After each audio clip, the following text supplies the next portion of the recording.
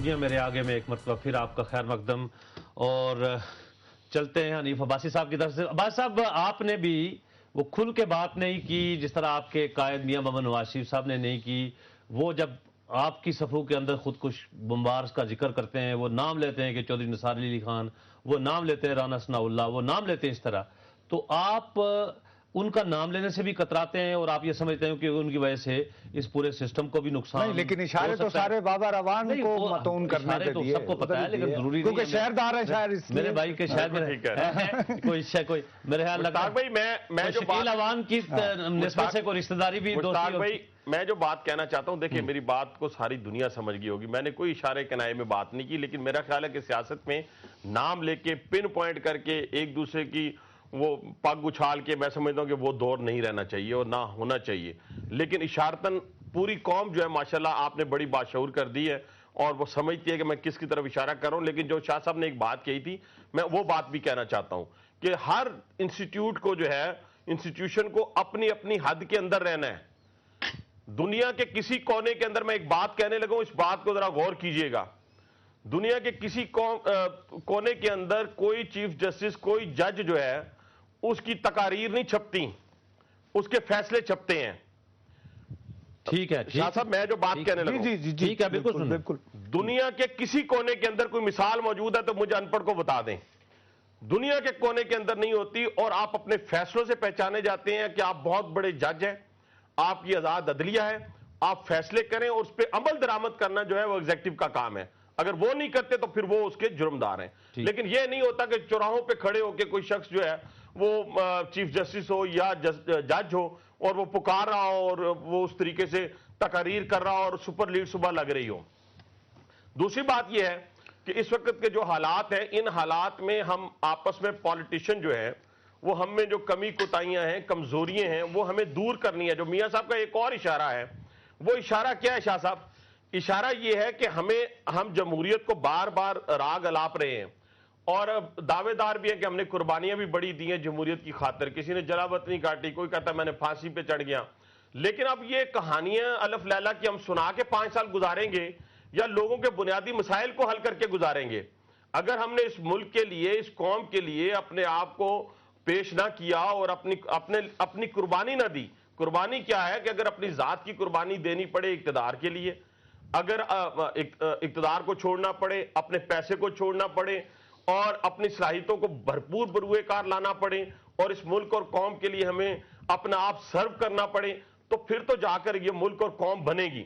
अगर हम एक दूसरे के ऊपर जो है वो लान तानी करते रहेंगे। जी, आपका 1 मिनट पॉइंट ऑफ व्यू आ गया। डॉक्टर अब्बासी साहब, अर्ज ये है जी कि मैं ये समझता हूं, अगर आप बुरा ना माने कि ये कहना कि जी एडवाइजर बुरे होते हैं, कुछ बॉम्बर आ जाते हैं, देखिए कुछ क़यादत की भी तो जिम्मेदारी होती है। ये तो पुरानी शायरों वाली बात हो गई कि महबूब तो बहुत अच्छा है, को कासिद गड़बड़ कर देता है, वो जो दरबान बैठा होता है वो एक्सेस नहीं देता, रकीब जो है वो पैगाम गलत दे देता है। तो क्या खुदकुश बॉम्बरों के नाम लेकर हम कहीं क़यादत का रोल तो वो बहरहाल आप भी मोहतरमा बेनज़ीर भुट्टो के बहुत करीब रहे, तो उनकी गलतियों की जिम्मेदारी भी उन्हीं पर होती थी और कामयाबियों की भी।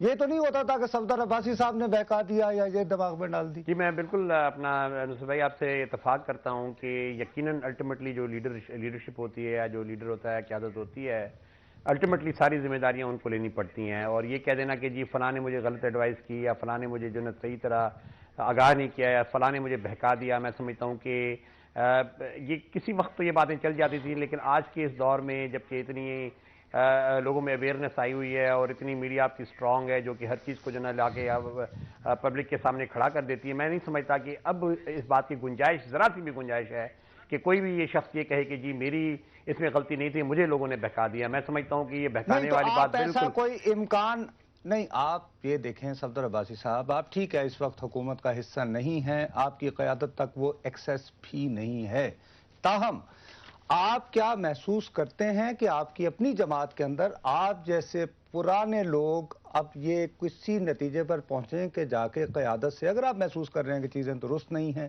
तो उसको ठीक करवाएं? कोई ऐसी कोई रॉ चलती नज़र आ रही है? देखिए जी, मुझे नहीं पता नुसरत भाई, फ्रैंकली जो है ना, मैंने काफ़ी अरसे से अपने दोस्तों में से जो सीनियर लोग हैं ان سے زیادہ میری اس چیز پہ بات چیت نہیں ہو سکی ہے.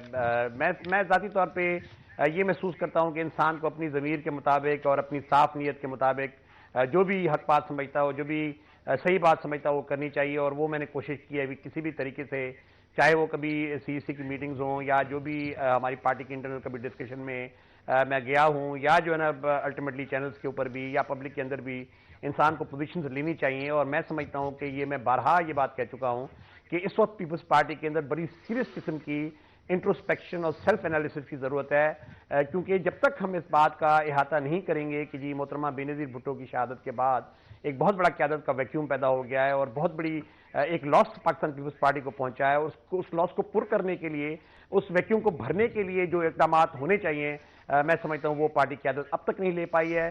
جی اور حیدر بھائی, میں جی ایک منٹ بھائی صاحب, حیدر بھائی میں آپ کی طرف آتا ہوں. دیکھیے آپ ایک اور چیز پوچھیں, نہیں پہلے میں ایک سوال کر لوں, اس کے بعد آپ ان سے, حیدر بھائی سے ہی آپ بات کر لیجئے گا. میں صرف آپ سے یہ جاننا چاہتا ہوں, دیکھیے آپ ایک ہارڈنڈ پولیٹیکل ورکر ہیں, اور ایمانداری سے یہ بتائیے, کیا آپ یہ سمجھتے ہیں کہ حالات اس طرف بڑھ رہے ہیں جہاں پر پورا سسٹم لپیٹا جا سکتا ہے اور کوئی بنگلہ دیش ماڈل یا جو کچھ پاکستان میں ہوتا رہا وہ ہوگا؟ نصرت بھائی بالکل اس طرح بات کر لیتے ہیں جیسا آپ چاہ رہے ہیں. دیکھیے حکومت کے ساتھ ساتھ ہر وقت اس طرح کہوں کہ سینٹری پیٹرل اور سینٹری فیوگل فورسز بہرحال کام کرتی رہتی ہیں, یعنی مرکز مائل قوتیں بھی ہوتی ہیں, مرکز گریز قوتیں بھی ہوتی ہیں, اور یہ ٹگ آف وار چلتی رہتی ہے مسلسل. پاکستان کی تاریخ میں, دنیا میں ہر جگہ پر یہ صورتحال رہتی ہے. ہاں میں یہ کہتا ہوں کہ اس وقت چیزوں میں شدت ضرور ہے, مگر میں ہرگز بھی مایوس نہیں ہوں. نہیں تو اس کو اگر سندھ کے کانٹیکسٹ میں دیکھیں تو ظاہر وہاں پر آپ کے اتحادی بھی ہیں, لیکن وہاں ایک ایسا وقت آتا ہے جب آپ کہتے ہیں کہ ہمیں اعتماد میں نہیں لیتے, آپ کہتے ہیں کہ بجٹ کے موقع پر بھی نہیں لیتے. حیدرآباد کا جو دوبارہ جو ہے نا اس کو ایک ضلع بنانے کی بات ہوئی, اس میں آپ کا سٹینڈ کافی سخت ہوتا ہے.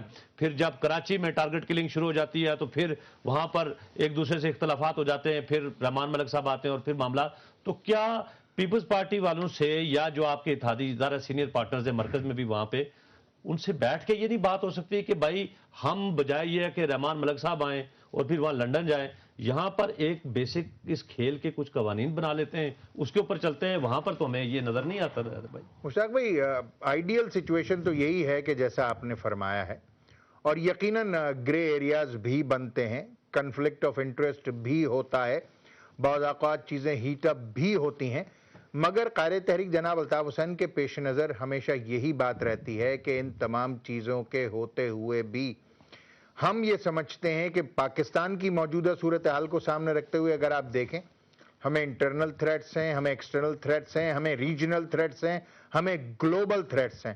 ان سچویشنز میں ہم نہیں سمجھتے کہ کوئی بھی صورتحال ایسی ہو سکتی ہے کہ جس میں ہم یہ کوشش کریں کہ پاکستان پولیٹیکلی ڈی اسٹیبلائز ہو. حنیف عباسی صاحب, آپ مجھے صرف یہ فرمائیے گا, خودکش بمبروں کا ذکر ہو گیا, آپ کی جماعت نے بھی, باقی تمام سیاسی جماعتوں نے مل کر بڑے شادیانے بنائے, ہمیں خود بڑی خوشخبری دے رہے ہیں کہ جی 18ویں ترمیم کے بعد وزیر اعظم تکڑا ہو گیا. تو یہ جس خودکش بمبر کی طرف آپ اشارہ کر رہے ہیں ریپیٹڈلی, وہ ان کی وزراء کی ٹیم کا ایک رکن ہے. تو جو آپ دیکھ رہے ہیں, کیا وہ یوسف رضا گیلانی صاحب جیسا اتنا پرانا سیاستدان نہیں دیکھ رہا؟ تو وہ اپنے آپ کو بچانے کے لیے, سسٹم کو بچانے کے لیے اس خودکش بمبر کو, یا وہ بالا ہیں ان سے؟ اچھا, میں سمجھتا ہوں کہ انسانوں کے علاوہ بھی آپ خودکش بمبار کا ذکر کر دیں, جسے میں بے روزگاری کہتا ہوں, جسے میں غربت کہتا ہوں, اور جس میں انرجی کرائسس بھی آ جاتے ہیں اور مہنگائی کا طوفان بھی ہے. یہ چیزیں بھی تو ہیں نا, یہ تو سب سے بڑے خودکش ہیں کہ جب یہ چیزیں لوگوں کے لیے یہ مسائل حل نہیں ہوں گے تو پھر آگے تو وزیر اعظم صاحب 18ویں ترمیم والے ہوں یا 19ویں ترمیم والے. آپ مجھے ایک بات بتائیں, یہ آج تیسرا دن ہو گیا اس خط کا ذکر ہو رہا ہے جو عرفان قادر صاحب نے لکھا ہے سپریم کورٹ کے بارے میں, جس پہ آپ کے لیڈر بھی آج ناراض تھے. بالکل ٹھیک. تو اگر وزیر اعظظم کی منشا کے بغیر ہوتا تو کہتے عرفان قادر who told you to write this؟ میں شاہ صاحب, میں کسی غلط فہمی میں مبتلا نہیں ہوں. اچھا, اس کے اوپر غلط فہمی میں مبتلا نہیں, آپ وہ نہیں ہے, لیکن اس کے اوپر ڈیٹیل بات کریں گے. ناظرین, وقت ہوا ایک بریک کا, بریک کے بعد پھر آپ کی خدمت میں حاضر ہوں.